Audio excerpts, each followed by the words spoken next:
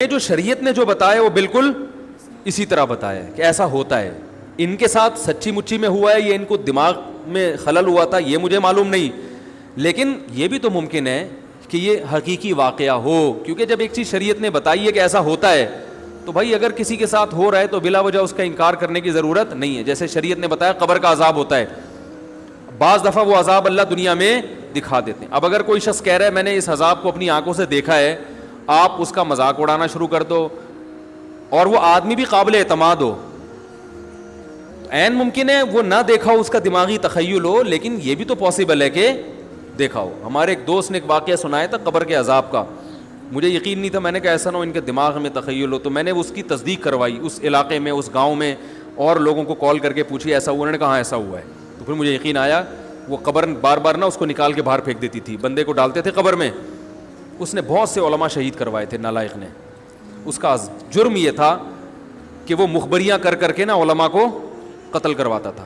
اس مخبر کے ساتھ ایسا ہوا اس گاؤں میں. جب اس کو دفنایا ہے تو چلیں اب بات آئی گئی ہے تو پورا واقعہ سنا دوں.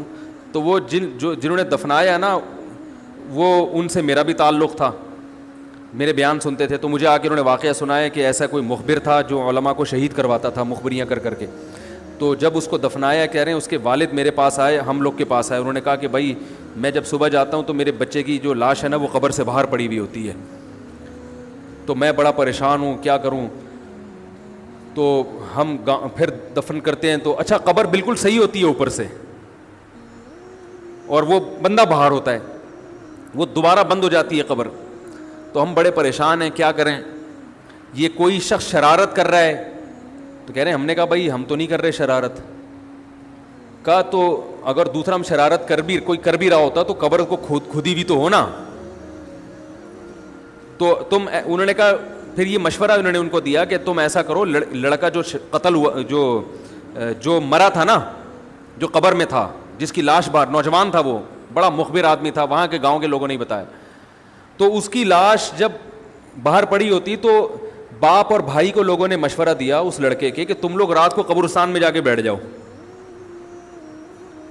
پہرا دو کہ کون آتا ہے نکال کے جاتا ہے اور قبر کو پیک کر کے چلا جاتا ہے. تو وہ صاحب مجھے بتا رہے تھے کہ اگلے دن وہ چیختے ہوئے آئے ہیں, چیختے ہوئے, باپ اور بھائی جو ہے نا, کہہ رہے ہم نے رات کو منظر دیکھا کہ پہلے ہمیں رات جب اندھیرا ہوا ہے نا تو قبر کے اندر سے چیخنے کی آواز آئی, اور ہمارے سامنے قبر کھلی ہے تو ہم نے اس لڑکے کو دیکھا کہ آگ جل رہی ہے اس کی لاش پہ اور وہ ایسے ایسے اپنے سر کو پیٹ رہا ہے.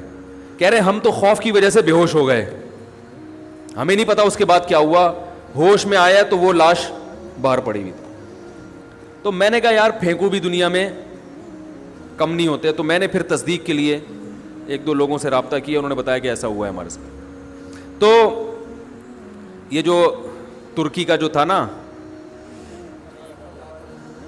اتا ترک, وہ مصطفیٰ کمال کو میں اکثر بیچارے کو کمال اتا ترک جو ہے نا, تو وہ غلطی سے کئی دفعہ میں نے کمال اتا ترک کے چکر میں مصطفیٰ کمال کا واقعہ بیان کر دیا. وہ مصطفیٰ کمال کا نہیں ہے, وہ کمال اتا ترک ہے. تو بھائی مصطفیٰ کمال اگر سن رہے ہو تو پیشگی معذرت.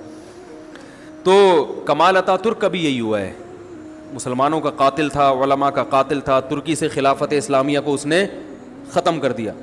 بہت یہ جو آج جو کچھ دنیا میں ظلم ہو رہا ہے اس سب کی بنیاد رکھنے والا اتا ترک ہے. خلافت عثمانیہ ہوتی تو نہ کشمیر کا مسئلہ کھڑا ہوتا, نہ بوسنیا کا مسئلہ کھڑا ہوتا. یہ ساری مصیبتیں جو آئی ہیں, مسلمانوں کا جو اتحاد ختم ہوا, تو اس کے ساتھ بھی ایسا ہی ہوا. اس کو جب قبر میں دفنایا, قبر نے باہر پھینک دیا, تو نتیجہ یہی نکلا کہ اس کی قبر زمین کے اوپر ہے.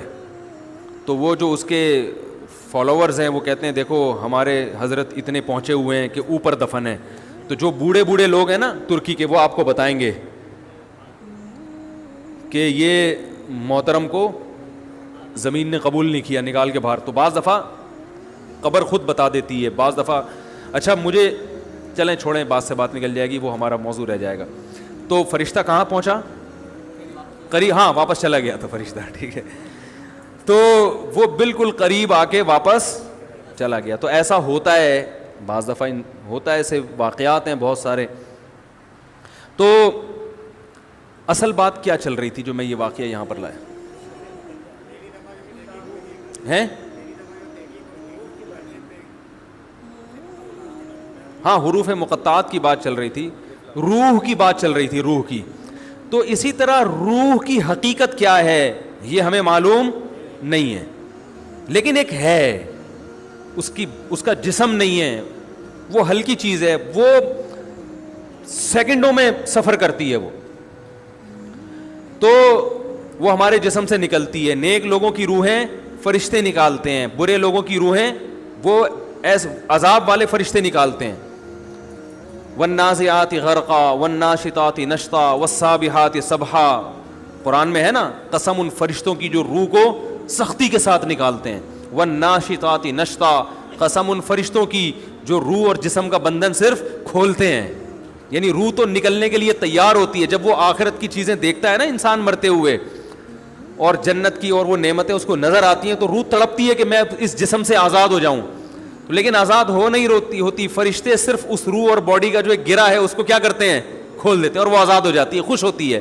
اور ایک روح وہ ہوتی ہے کہ وہ جب آخرت کے مناظر دیکھتی ہے تو وہ باڈی میں گھسنے کی کوشش کرتی ہے, تو فرشتے کیا کرتے ہیں, اس کو نزع کرتے ہیں, کھینچتے ہیں. اس کی ایک مثال دی ہے بعض صحابہ نے کہ جیسے مخمل کا کپڑا جھاڑیوں میں پھنس جائے کتنا مشکل ہے اس کو نکالنا, تو ایسے برے آدمی کی روح کو گھسیٹ کے نکالا جاتا ہے. تو حقیقت ہے, سائنس یہاں تک نہیں پہنچی, تو یہ اس کی علامت نہیں ہے کہ یہ حقیقت کے خلاف ہے, بلکہ اللہ نے قرآن میں فرما دیا وما اوتیتم من العلم الا قلیلا, ہم نے تمہیں علم بہت تھوڑا دیا ہے, بہت تھوڑا دیا ہے.